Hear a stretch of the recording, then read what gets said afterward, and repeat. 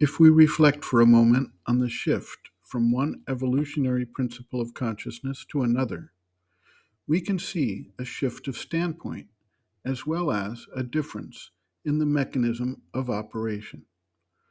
Those beings who are primarily based in the vital nature tend to react based on principles of fear and greed, desire and avoidance, without substantial planning or mental ideation taking place. A shift from the mental standpoint to that of the spiritual standpoint is what we would expect if there is a full manifestation of the spiritual powers of consciousness. This process, however, is not something that tends to take place permanently all at once.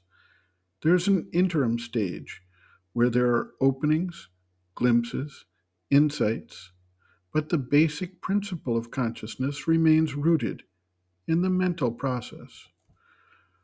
The mind gains a certain amount of reflected light and power, but nevertheless remains the mind.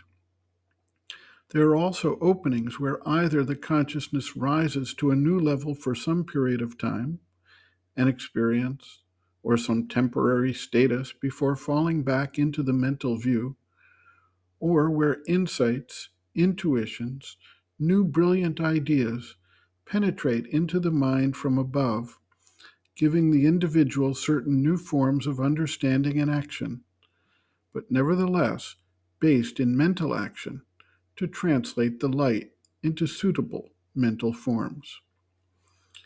If we start from the higher realms of spiritual vision, insight, knowledge, and power, we can see that those who approach those realms invariably refer to them as having a brilliance of light that they cannot face directly. The Isha Upanishad refers to the face of truth being covered by a brilliant golden lid. The intervening steps represent something of a step-down transformer that allows the seeker to gain some experience of these higher forces within the limitations of what he can absorb and assimilate. Thus, one can see a being who has a brilliant mind, someone who gets intuitive insights, who may have visions that represent progress in a certain direction, but who then work out the understanding and expression in mental terms. The first step above the normal mental power is called the higher mind by Sri Aurobindo. He has distinguished various steps by their characteristics and their ability to operate either through the mind or in some way go beyond the mind to a new form of consciousness. Sri Aurobindo writes, quote, I mean by the higher mind a first plane of spiritual consciousness where one becomes constantly and closely aware of the self, the one everywhere, and knows and sees things habitually with that awareness. But it is still very much on the mind level, although highly spiritual in its essential substance. And its instrumentation is through an elevated thought power and comprehensive mental sight, not illumined by any of the intenser upper lights, but as if in a large, strong, and clear daylight.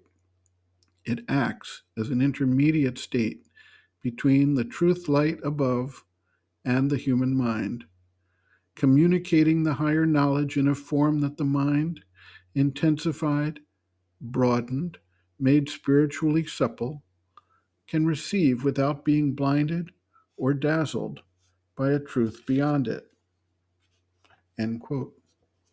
Reference, Sri Aurobindo and the Mother, Our Many Selves, Practical Yogic Psychology, Introduction, Sri Aurobindo on Our Many Selves, Planes and Parts of the Being, page Roman 28.